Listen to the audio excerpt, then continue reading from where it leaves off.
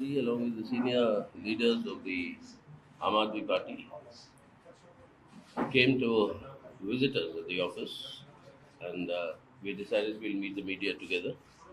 And now he will say why he came to meet us. अ, जैसा आप लोग जानते हैं कि दिल्ली के लोगों के अधिकार छीनने वाला जो मोदी सरकार ने अध्यादेश जारी किया, 8 साल की लड़ाई के बाद 11 मई को सुप्रीम कोर्ट ने आदेश दिया था कि भारत एक जनतंत्र है।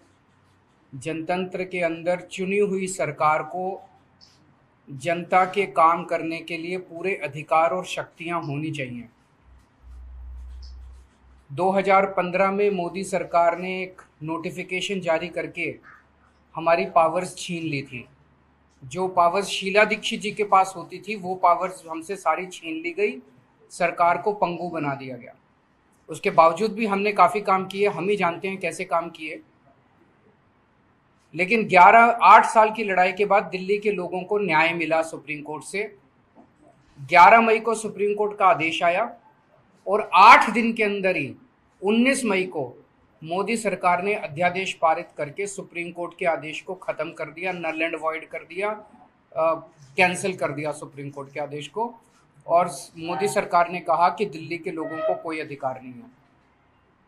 ये दिल्ली के लोगों के न केवल अधिकार छीने गए, बल्कि एक तरह से दिल्ली के लोगों को तमाचा मारा गया, दिल्ली के लोगों का अपमान किया गया कि तुम जो मर्जी सरकार चुन लो, उसको काम नहीं करने देंगे हम। ये मोदी सरकार का संदेश है दिल्ली के लोगों को, आप जो मर्जी सरकार चुनिए, हम आपको काम नहीं करने देंगे। ये अध्यादेश आया है और ये अध्यादेश अब बाद में मॉनसून सेशन में संसद में आएगा।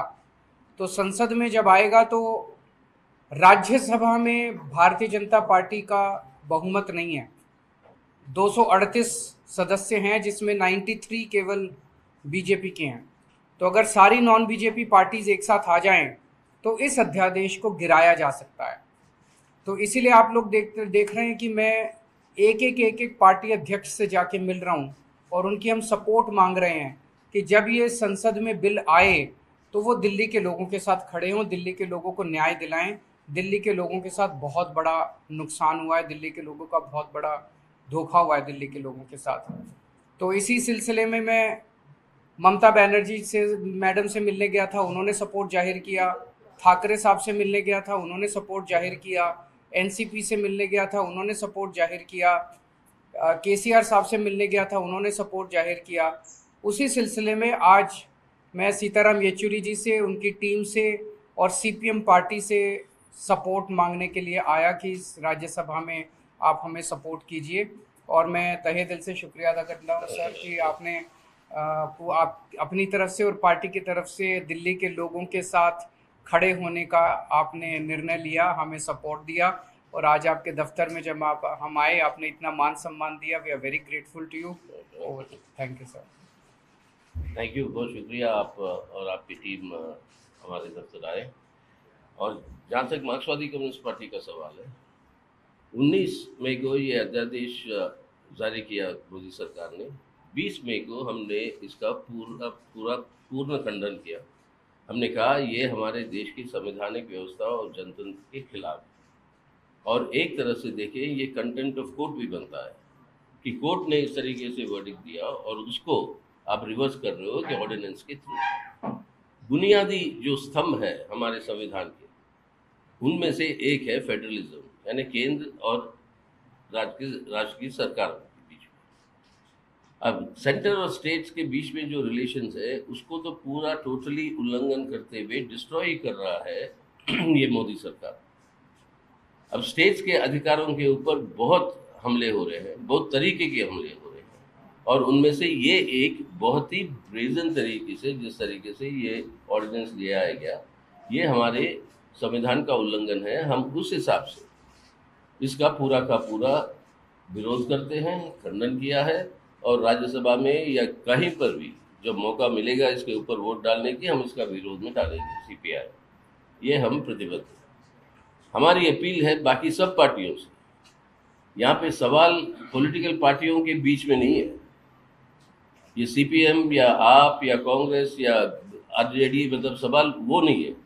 सवाल ये है कि देश का संविधान, संवैधानिक व्यवस्था, उसके ऊपर जो हमले हो रहे हैं उससे डटकर मुकाबला अगर नहीं करेंगे तो एक तानाशाही व्यवस्था ही नहीं, लेकिन हमारे देश के अंदर उससे भी बुरा एक फांसीवादी रुझान के साथ ये देश को चलाने की जो कोशिश है वो खतरा सामने आएगा। तो इसलिए हमारी अपील सबसे है, और खास तौर से उन पार्टियों में जिन्होंने अभी तक इसका खंडन नहीं किया, उन पार्टियों से है कि आप समझ लीजिए आज दिल्ली सरकार के साथ हो सकती है, कल को हो सकता है केरल की सरकार हो जहाँ पर हमारी सरकार है, अब राजस्थान या बाकी जगह पर जहाँ पे कांग्रेस की सरकार है, हिमाचल प्रदेश, या आपके रीजनल पार्टीज की सरकारें जो है उड़ीसा में, आंध्रा में और तेलंगाना में या तमिलनाडु में, इन सब के लिए ये एक खतरा है कि जो भी विपक्षी पार्टी का सरकार है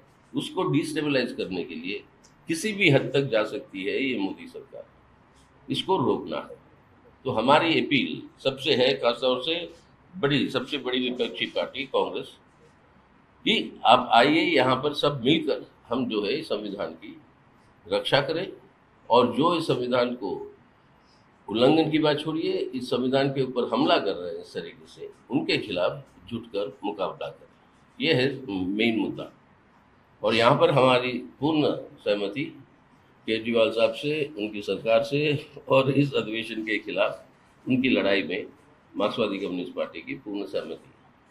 सीएम साहब, आप कांग्रेस से कह रहे थे समय मांगने जाएंगे, उनके यहाँ जब चर्चा हुई दिल्ली के नेताओं को बुलाया गया तो कई लोगों ने विरोध किया कि ना तो आपके साथ गठबंधन हो ना ही अध्यादेश पर सपोर्ट हो। अब महासचिव कह रहे हैं कि देखिए कांग्रेस को आना चाहिए, आपको लग रहा है कहीं असमंजस की स्थिति बनेगी ऐसे? देखिए, मैं जो अखबारों में पढ़ रहा हूँ और उनके बयान सुन रहा हूँ, वो बता रहे हैं केजरीवाल को सपोर्ट नहीं करेंगे, केजरीवाल ऐसा है, केजरीवाल वैसा है। ये मुद्दा केजरीवाल का नहीं है, मैं इम्पोर्टेंट नहीं हूँ, ये मुद्दा देश के जनतंत्र का है, दिल्ली के लोगों का जो अपमान हुआ है ये मुद्दा उसका है, संविधान का है। मेरी उनसे निवेदन है कि केजरीवाल को छोड़ दीजिए, केजरीवाल को सपोर्ट मत कीजिए, लेकिन मोदी सरकार ने जो दिल्ली के लोगों का अपमान किया, दिल्ली के लोगों की सारी शक्ति छीन ली, तो दिल्ली के लोगों के साथ खड़े हुई है। आज इन्होंने दिल्ली के साथ किया है, जैसा अभी येचुरी साहब ने कहा, कल को अगर ये राजस्थान सरकार के साथ खड़े होते हैं, के राजस्थान के खिलाफ ऐसा ऑर्डिनेंस पास करते हैं, तो हम उसके खिलाफ खड़े होंगे। हम ये नहीं कहेंगे ये कांग्रेस का मामला है कि बीजेपी का मामला है, ये देश का मामला है, तो हमें देश के साथ खड़े होना है।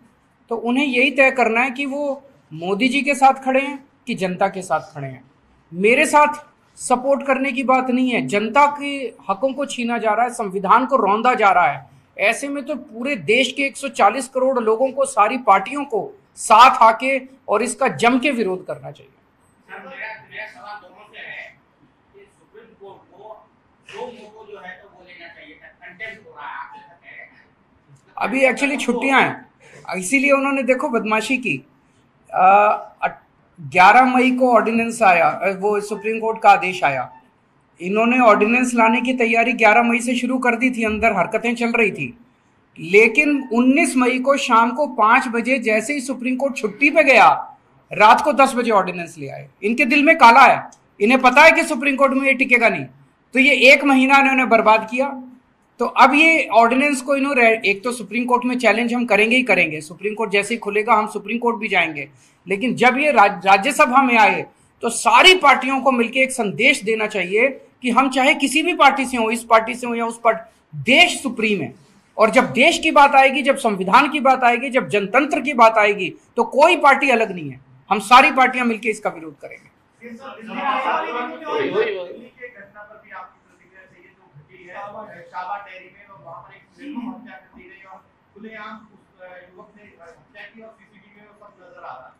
वो हम लोगों ने देखा, बहुत बहुत बहुत दर्दनाक हादसा है, और मतलब वो देखा नहीं जाता, जिस तरह से चाकू गोद के और उसके बाद पत्थर से उस बच्ची का सर फोड़ दिया गया। तो उसकी जितने भी कठोर से कठोर शब्दों में निंदा की जाए, और हम समझते हैं वो लड़का पकड़ा गया है, उसको कठोर से कठोर सजा दिलाने के लिए दिल्ली सरकार जो है कोर्ट के अंदर बड़े से बड़ा वकील खड़ा करेगी। और लेकिन ओवरऑल दिल्ली की लॉ एंड ऑर्डर सिचुएशन को लेके हम काफ़ी चिंतित हैं और हम एलजी साहब से निवेदन करेंगे कि हमारे काम हमें कर लेने दीजिए, आप अपने काम कीजिए। आपको संविधान ने जो काम दिए हुए हैं वो काम आप करें, हमें जो संविधान ने काम दिए हुए हैं हम करें, तो ज़्यादा शोभा भी होगी और ठीक भी रहेगा। सर आपके राज्य अभी आतिशी जी जा रही हैं उनकी फैमिली से मिलने के लिए और उस बच्ची के लिए 10 लाख रुपए हम उनके परिवार को मुआवजा भी देंगे और उनके परिवार को आश्वासन देते हैं कि उसको कठोर से कठोर सज़ा दिलवाने की कोशिश करेंगे।